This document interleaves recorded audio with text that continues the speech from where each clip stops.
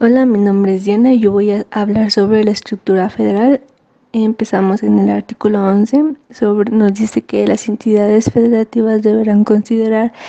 en sus correspondientes presupuestos de egresos las previsiones de gastos necesarias para hacer frente a los compromisos de pago que se derive de los contratos de asociación pública o privada, celebrados o por celebrarse durante el siguiente ejercicio fiscal. En el artículo 2 se nos menciona que los recursos para cubrir el adeudo del ejercicio fiscal anterior, previstos en el proyecto de presupuestos de egresos, podrán ser hasta por el 2% de los ingresos totales de las respectivas entidades federativas. En el artículo 16 nos menciona que el Ejecutivo de la entidad federativa, por conducto a la Secretaría de Finanzas o su equivalente, realizarán una estimación del impacto presupuestario de las iniciativas de ley o decretos que se representen a la consideración de la legislación local. En el artículo 17 nos habla sobre que las entidades federativas, a más tardar el 15 de enero de cada año, deberán reintegrar a la Tesorería de la Federación las transferencias federales el 31 de diciembre del ejercicio fiscal inmediato anterior, que no hayan sido devengadas por sus entes públicos. Después, en el artículo 24 nos habla sobre la autorización de los financiamientos y obligaciones por parte de la legislatura local, que deberán especificar por lo menos lo siguiente, que es el monto autorizado de la deuda pública u obligación a incurrir. El siguiente es el plazo máximo autorizado para el pago y el destino de los recursos. En el artículo 26 nos menciona que el secretario de Finanzas de tesoreros municipal o su equivalente de cada ente público, según corresponda a su ambiente de competencia, será el responsable de confirmar que el financiamiento fue celebrado en las mejores condiciones del mercado. En el artículo 28 nos menciona que la contratación de financiamientos u obligaciones a través del mercado bursátil, el ente público deberá fundamentar en el propio documento de colocación las razones por las cuales se está pidiendo este préstamo. Y en el artículo 33 nos menciona que el financiamiento de la Ciudad de México se sujetará a lo siguiente, que deberán contratarse con apego a la aprobado con el Congreso de la Unión en la Ley de Ingresos de la Federación. Las directrices de contratación que el efecto emita la Secretaría, que podría ser que las obras que financien el monto del endeudamiento neto deberán producir directamente un incremento de los ingresos públicos, contemplarse en el presupuesto de egresos de la Ciudad de México para el ejercicio fiscal correspondiente y apegarse a las disposiciones legales aplicables. Hola, mi nombre es Vanessa Mansur y yo voy a explicar la estructura municipal. Nos indica el capítulo segundo en el artículo 18 que las iniciativas de las leyes de ingresos y los proyectos de presupuestos de egresos de los municipios se deberán elaborar conforme a lo establecido en la legislación local aplicable. Se deberá apoyar en la Ley General de Contabilidad Gubernamental y deberá tener la base de los objetivos, los parámetros cuantificables e indicadores del desempeño. Sus objetivos deberán ser congruentes con los planes estatales y municipales e incluirán cuando menos objetivos anuales, estrategias y metas. También nos marca que los municipios, en adición a lo previsto en los párrafos anteriores, deberán incluir en las iniciativas las leyes de ingresos. Como primer punto, deberá tener las proyecciones de finanzas públicas con base en los formatos que emite el Consejo Nacional de Armonización Contable. Como segundo punto, la descripción de los riesgos relevantes para las finanzas públicas, incluyendo la deuda contingente. Tercer punto, los resultados de las finanzas públicas que abarquen un periodo de los 3 últimos años y el ejercicio fiscal. Cuarto punto, un estudio actuarial de las pensiones de sus trabajadores, que deberá estar actualizado cada 4 años y este estudio deberá incluir la edad promedio, características de las prestaciones otorgadas por la ley aplicable y el monto de reservas de las pensiones. Después, nos vamos a apoyar en el artículo 19 de dicho capítulo, el cual nos indica sobre el ayuntamiento del municipio, que deberá generar balances presupuestarios sostenibles, cumplir con el principio de sostenibilidad y apoyarse del balance que sea mayor o igual a cero. Nos indica que la legislatura local podrá aprobar un balance presupuestario siempre y cuando se tengan los recursos disponibles y que sean negativos para el municipio respectivo. Y por último,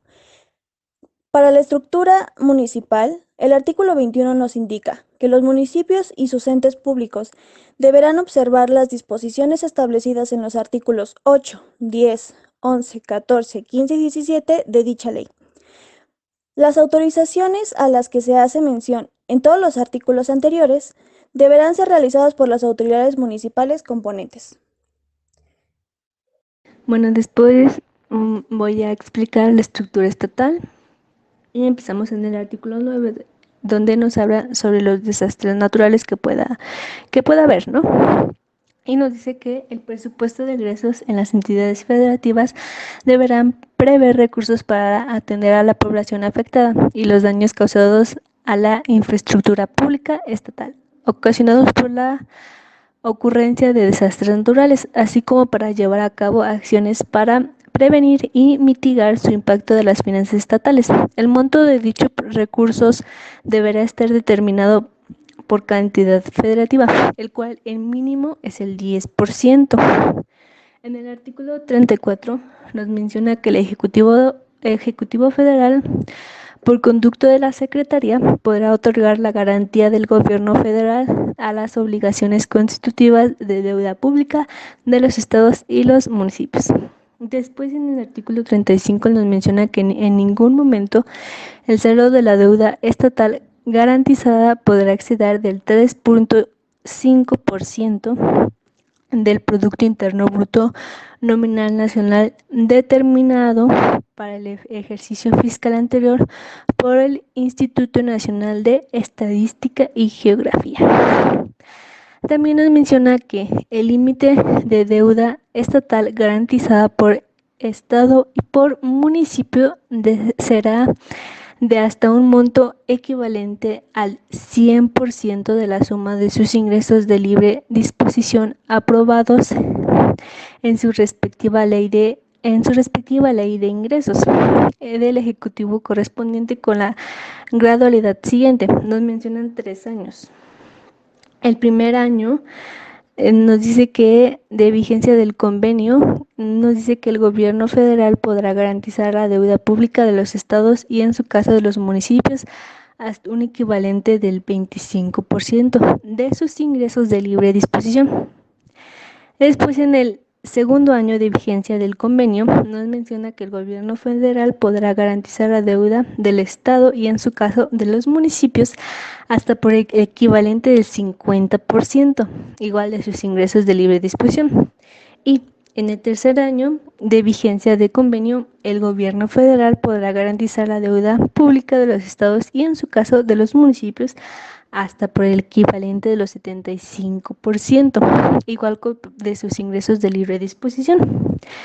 Después nos vamos al artículo 41, donde nos dice que en el caso de un estado o municipio, incumpla el convenio respectivo, no podrá contar con la deuda estatal garantizada adicional y, dependiendo del grado de incumplimiento, deberá pagar a la Federación el coste asociado de la deuda estatal. Después, en el artículo 42 nos menciona que el Ejecutivo Federal informará al Congreso de la Unión de la deuda estatal garantizada, otorgada o finiquitada en términos de este capítulo, que es el capítulo 42, a través de los informes trimestrales a que se refiere la Ley Federal del Presupuesto y Rentabilidad Hacendaria. Después, en el artículo 51 nos menciona que para la inscripción de los financiamientos y obligaciones del registro público único, deberá cumplir lo siguiente, que es,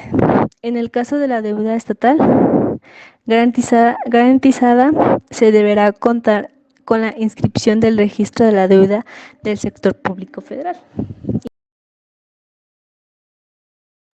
Una vez claras las tres estructuras que debemos tener en la Ley de Disciplina Financiera para entidades federativas y municipios, pasaremos al capítulo 5 con el sistema de alertas. El artículo 43 nos explica que la Secretaría deberá realizar una evaluación de los entes públicos que tengan contratados financiamientos y obligaciones inscritos en el registro público único, cuya fuente de pago sea de ingreso libre de disposición. El artículo 44 nos dice, la medición del sistema de alertas deberá realizarse con estos tres indicadores. Primer indicador, de deuda pública y obligaciones sobre ingresos de libre disposición, el cual nos explica que entre mayor nivel de apalancamiento, menor será la sostenibilidad financiera. Segundo, indicador del servicio de la deuda y de las obligaciones sobre ingresos de libre disposición, el cual nos dice que está vinculado con la capacidad de pago y deberá incluir las amortizaciones, los intereses, anualidades y costos financieros. El tercer punto, indicador de obligaciones a corto plazo y proveedores y contratistas, el cual nos dice que a esto se le deberá restar los montos de efectivo, los bancos e inversiones temporales sobre los ingresos totales. Una vez que se tengan los tres niveles de alertas, podremos deducir si es sostenible, si es en observación o es elevado, para que posteriormente podamos pasar a las sanciones de acuerdo con el título quinto,